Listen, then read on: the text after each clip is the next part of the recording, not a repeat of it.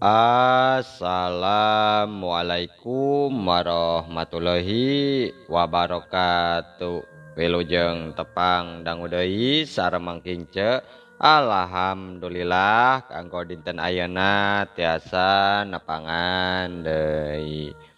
Satacana dipedat icarios simkuring nganuhunkeun kana tos like, komen sareng subscribe-na nya hatur nuhun.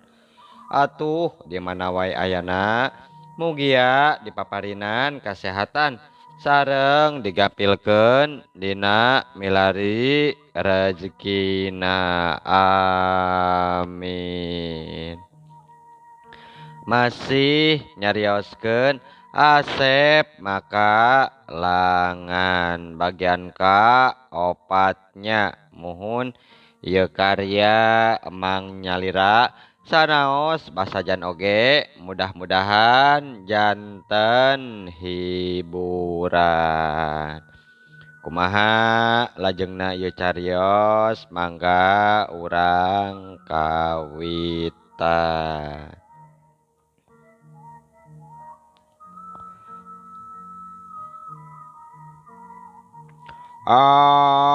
Sanes akang teh buat janten penasaran kieu. Rupi nyai duaan, salasna bade teras ka mana yo? Tebih-tebih lumampah, bari kaayaan tos wengi kieu, tanya tukang delman kituna. Abi teh bade ka Gunung Gede, salasna mah akang. Rupi ka Gunung Gede ti dieu tebih keneh kitu. Ceuk Nyi Euis anu harita ngajawab pananya kusir delman.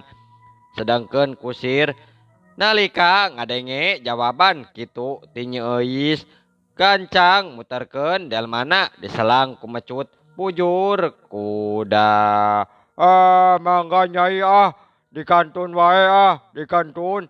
Tukang delman nyarita kitu bari paromana ngemu kasieun jeung kasa lempang.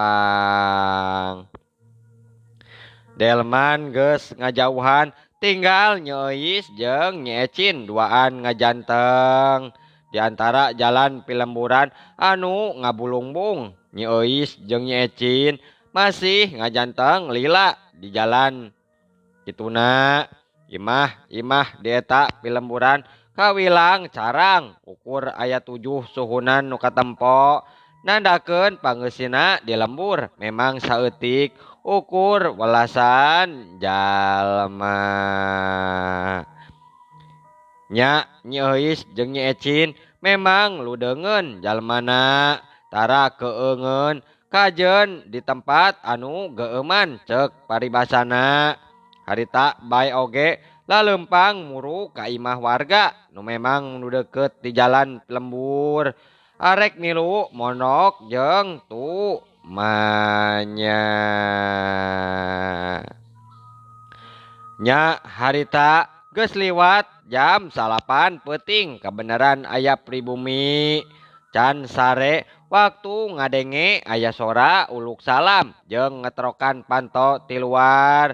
Gancang nembalan kituna mukakeun panto.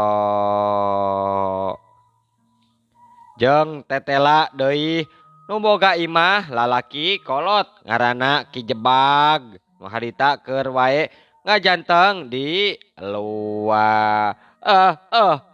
Rampes. Saha ta teh? Eueuh, awewe wungkul. Ceuk Ki Jebag terus mencerong ka Nyi Euis jeung Nyi Ecin.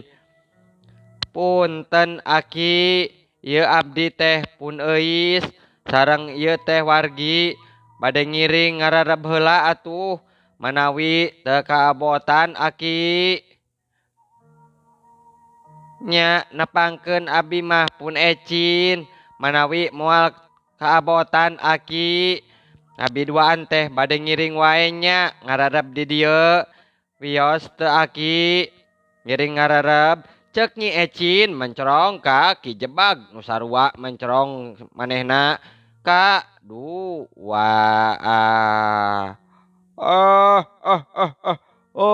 Sok bae Nyai hok. Hajar atuh arek minum onok mah ieu ngan hampuranya. Kayaan imah aki teh kieu basajan pisan. Aki jadi kaget ieu teh. Aya 2 mojang, bet wani-wani lumampah wayah kieu. Nah, ada kamarana Nyai atuh. Alhamdulillah, nuhun pisan Aki, kana pangengkena. Atos ngawidian abdi duaan, ngiring ngarereb, sareng tekedah nyarioskeun kaayaan Aki atuh. Tos cekap ku diangkena oge, cek Nyi Euis kitu deui Nyi Ecin. Arasup ka jero imah, sanggeus kuno boga imah dititah ka jero.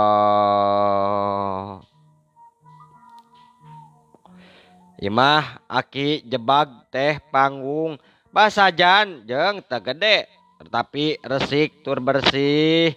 Palupuhna harerang teu sirikna taya kebul saeutik eutik acan nu napel. Nya Nyi Euis jeung Nyi Ecin terus dariuk dina amparan samak saheulai. Kituna Aki jebag sarua geus diuk sarta teu poho ngadongkang kana teko eusi cai. Cai enteh jeung 2 cangkir awi wulung terus dicicikeun ti eta teko. Oh, ngaran kula mah Aki jebag Nyai. Ngahaja we can sare wayah kieu teh. Sabab ngarasa bakal aya jalma datang ka dieu. Bari duana teh awewe. Horeng hidep duaan geuning jelmana. Cek Aki jebag gituna ngawanohkeun diri. Muhun, hatur nuhun pisan Aki, nanging ieu lembur teh naon namina teh Ki? Geuning katingalna bumi warga teh mung aya 7 suhunan.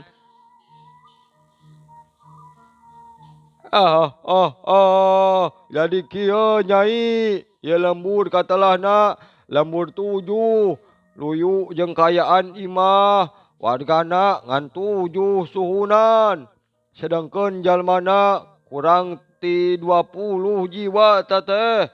Bari karolot hungkul warga nu aya di lembur teh Nyai.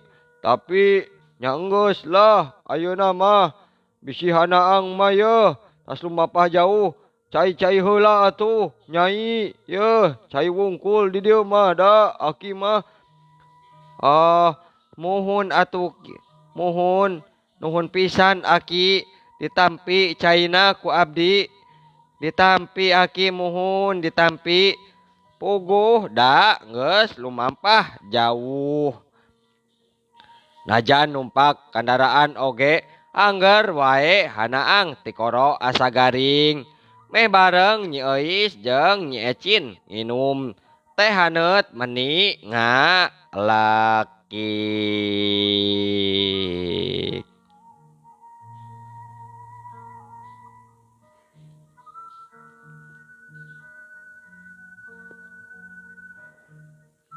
Aki jebag meni seuri leutik bari merhatikeun nu geus ngarinum kituna.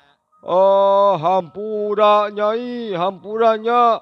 Duh, diteun Aki mah puguhnya. Sakieu buktina ukur cai wungkul tu da. Jeung aya daheureunana Nyai, hampuranya sakali deui. Teu sawios-wios Aki, cekap saki oge nuhun. Ari lapar mah kaleresan henteu abi teh margi di perjalanan bieu tuang heula di warung sangu. Cek Nyi Euis kituna nembalan bari imut na kearanan.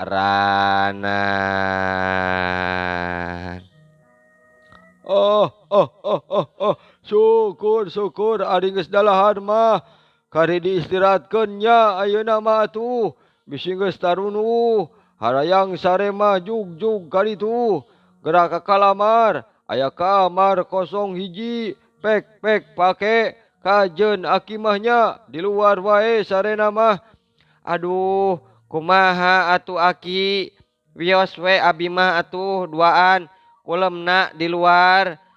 Bari ari pribumi mah tuh tos sepuh kedah kulem di luar mah kumaha ke cek Nyi Euis asa teungeunah mun kudu sare di kamar sedangkeun pribumi na geus kolot ngadon sare di luar imah.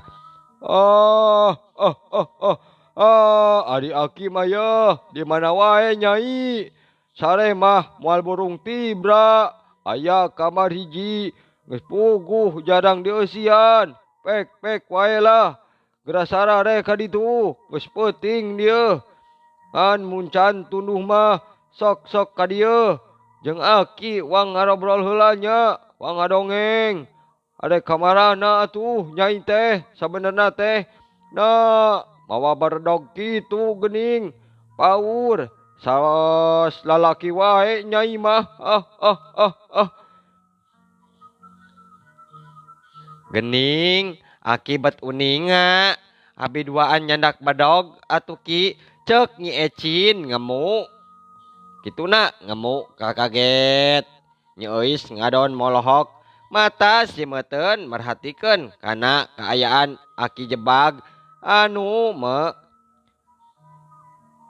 merhatikeun kaayaan Aki jebag pangawakana begang tapi pakulitnana bersih buuk ipis bodas kabeh make kampret bodas jeung pangsi meni bersih. Oh, Aki mah bisa nyaho Nyai. Duaan mah mawa pakarang dak duh. Sebab ku pangeran geus dibere nyaho ka Aki teh. Muhun Aki, ieu mah kangge jagi-jagi wae atuh. Dupi Aki di dieu nyalira kitu. Oh, ayeuna mah hirup nyorangan Nyai. Sanggeus baheula ngalaman gagal ngarumah tangga sabab pamajikan Aki lemah imana ngadon kapincut ku lalaki anu sejen anu leuwih gagah jeung hade rupa tah tidinya we Aki teh kapok moal bobogohan deui komo ngarumah tangga mah sok inggis we ngarandapan gagal pikeun kadua kalina kitu tah Nyai. Oh, nah saha bojo Aki teh kitu Aki. Oh, pamajikan kula mah anu katelahna Maerot kan baheula manehna sanggeus kawin jeung eta lalaki kabejakeun cenah geus ajal ninggalkeun alam dunya alatan patelak ngadu kakuatan batin jeung kiai anu katelahna Mamah Kiai Halimi kitu tah Nyai. Sedengkeun satu tas Maerot salakina teh ngejat duka teuing ka mana harita teh nya kukula teh diteangan we lalatanana Nyai lobeng teu kapanggih tah aki-aki teh. Saha kitu Ki anu tos ngarebut cintana Maerot teh ti sarira Aki. Nyi Euis beki katarik jeung panasaran kana guaran lalakon Aki jebag. Sedangkeun Aki jebag tembong narik napas panjang jiga nu karasa deui bangbaluh hate nu salila ieu dicobaan pikeun dimopohokeun tapi hese. Oh, lalaki nu geus ngarebut cinta Maerot ti diri kula ngaranna teh si Lamsijan tah kercan Aki kawin mah ka Maerot bisa disebutkeun sobat si Lamsijan teh. Sedangkeun Maerot ngaran aslina teh Oneng Suroneng ngan ngajalani we ngan dilalani we jadi erot gitu. Satu tas ngalap ilmu di guruna si Lamsijan ti urang pakidulan tapi ka ayeuna ulah teh hayang panggih jeung si Lamsijan duka teuing aya keneh duka eueuh jelema teh Nyai. Amun hirup keneh ilmuna teh pasti geus luhur Sabab disawang ku panon batin kula. Jalma teh tangtu geus teu bisa kasawang deui. Poek mongkleng. Tayawa ilapat-ilapat na acan tateh nyai. Cek aki jebag ngomongna bari pepeta kituna. Dupi Mama Kiai Halimi teh urang mana aki? Kenal sareng aki henteu kitu? Oh, tangtu wawuh nyai, wawuh. Kula jeung Mama Kiai teh kawilang deket ngan kula geus lila. Teu nganjang deui ka padumukanana nyai. Oh, kitu nya aki. Nya. Terus ari nyai are kamarana atuh ieu teh? Nah, aya lemur teh anu jug-jugan ku nyai kitu duaan. Jadi mana eta teh? Kumaha nyai? Bejakeun tongnya. Sabenerna urang ka mana? Cek Nyi Euis kituna ngahareos ka Nyi Ecin. Nu harita unggek. Ece mending wartoskeun wae atuh. Margi abi yakin ieu teh aki jebak deh. Jebak tangtos uningaeun kana tujuan urang salaresna. Siap atuh nyai satuju mah kitu. Kieu aki abi teh duaan. Salaresna mah bade ngabujeng ka Gunung Gede aki. Oh, ka Gunung Gede. Ek naon nyai teh? Adon los-los ka Gunung Gede. Cek aki jebag ngarenjag kaget.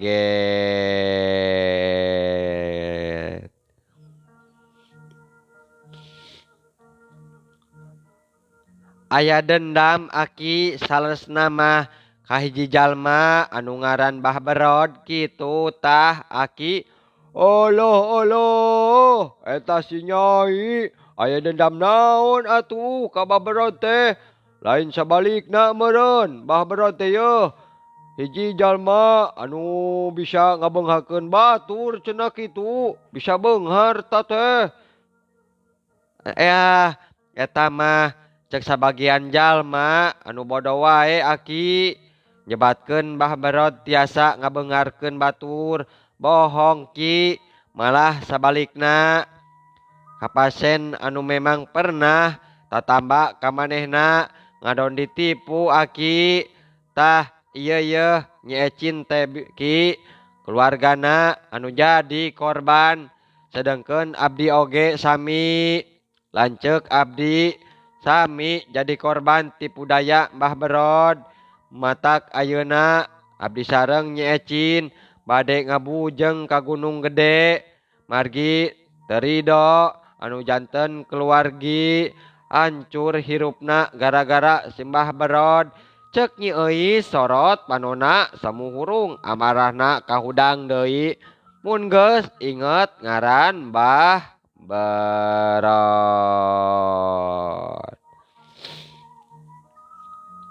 Oh, nyai ye dangukeun aki. Teu cukup nyai teh ngandalkeun kawani wungkul. Yeuh, seseukeut bedog deui. Teu kudu seseukeut bedog wungkul deui. Hayang adu hareupan jeung Mbah Berod mah.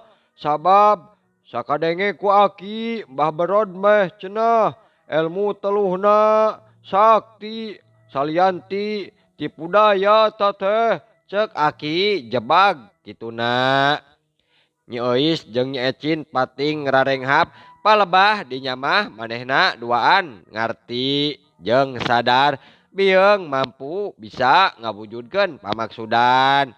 Mun geus pareng adu hareupan jeung Mbah Berod lantaran bisa can bisa kaitung hebatna ilmu teluh Mbah Berod. Oh, kieu wae nyai. Geus atuh ayeuna geura salare heula nya. Kadinya kaditu isukan urang teruskeun deui ngobrolna nya. Jug buru. Geura sarare angguran mah geus peuting ieu teh. Geus waktuna reureuh. Cek aki jebag terus wae nitah sare ka Nyi Euis jeung Nyi Ecin. Muhun mangga aki mangga abdi duaan bade kulem cek Nyi Euis jeung Nyi Ecin bareng kituna.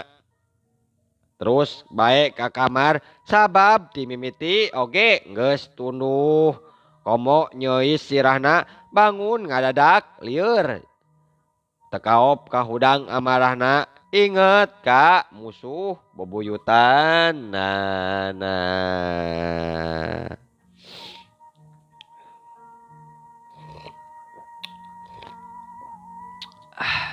Sedangkan jaketna diisian jaketna dilaan digantungkeun dina paku gagantungan Nyi Ecin. Urang duaal teh duaan bakal mampu moal ngarubuhkeun bah berodnya pikeun balitungan cek Nyi Ecin nu ngagoler nyangigir disimbutan make samping ipis gigireun Nyi Euis nu sarua geus ngagoler ngan ngagolerna Nyi Euis mah bari nangkarak bengkang sedengkeun ari panon mah keur neuteup lalangit kamar nu sakapeung bari kucap gicep mencerong kana bilik nu geus marolongo saware. Ieu sing yakin wae atuh kana mampuhan urang teh kudu percaya diri Nyai. Tong kamikiran kadinya ieu mungkin oge meureun mun aya di ditu bakal nyaho kumaha mampu moalna urang ngarubuhkeun si berod. Tapi abdi mah rada berat ku ilmu teluhna Nyi. Mangkaning urang duaan tegaduh antina kumaha cara tah ngungkulanana Nyai. Terus terang Nyai ge bingung kudu kumaha. Ya bisi salempang mah wae atuh kumaha isukan. Lamun kira-kirana mang mah urang balik deui atuh ka lembur hayu. Ka lembur. Ulah ece mah ulah indit ka Gunung Gede sorangan wae ece mah nya. Jug bae Nyi Ecin erek balik mah. Tapi hari acarana nungkulan ilmu teluh baberod mah ece oge can kapikiran bingung kumaha isuk wae atuh kumaha isuk wae cek Nyi Euis kituna semu nempas kana caritaan Nyi Ecin.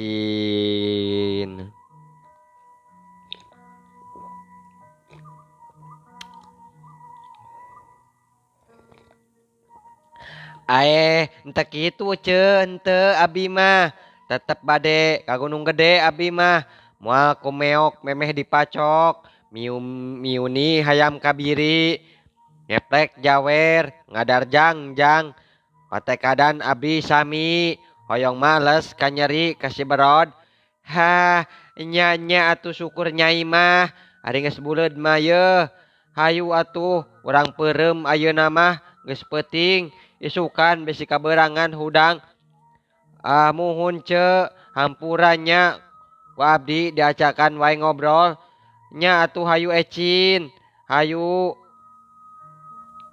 urang sarare deui ayeuna mah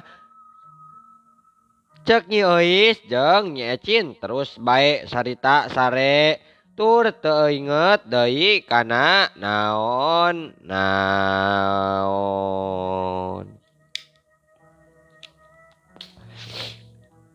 Caturkeun ayeuna Ki Jebag masih ngahulang sorangan kituna badi ngagerentes dina jero hate di tengah imah.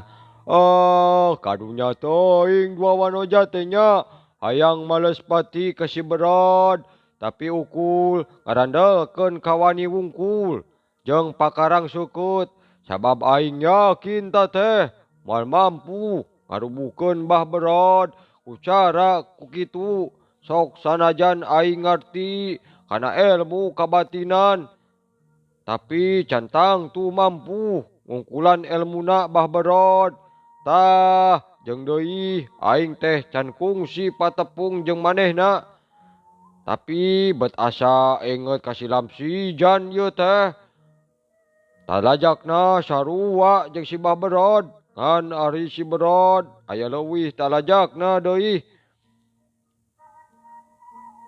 Kukieu carana mah aing kudu dibantu dua mojang teh kudu dibantu sarta aing teh jadi temikeun temikeun lamun dua mojang jadi korban kejahatan Mbah Berod. Cek aki jebag boga boga hate hayang ngabantu ka Nyi Ecin.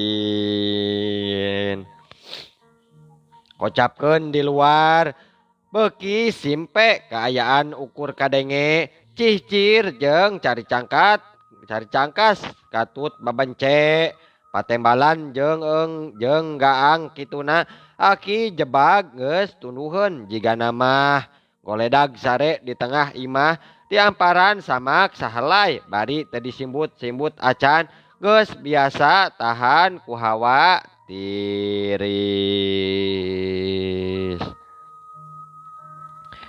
Cag tunda anu kacarita kocapkeun di tempat sejen nyaeta di Gunung Gede. Peuting harita Mbah Berod kabeneran can bisa sare hatena morojengja wae tisaprak los kontak jeung Nyi Blorong harita. Aduh bingung ieu teh kudu kumaha aing teh yeuh. Aing kudu datang ka pasantren ieu mah.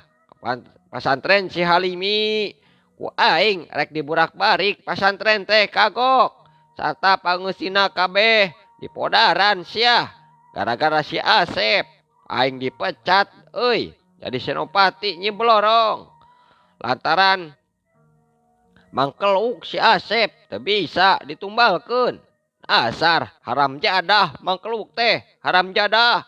Cek Mbah Berod kituna bari utuk geneng ngomong sorangan huntu kekerot sarta boga niat rek nyerang pasantren. Aduh waktosna seep muhun. Insyaallah enjing atanapi pageto tiasa dilajengkeun deui. Mangking cek ngahaturkeun wabillahi taufik wal hidayah. Wassalamualaikum warahmatullahi wabarakatuh.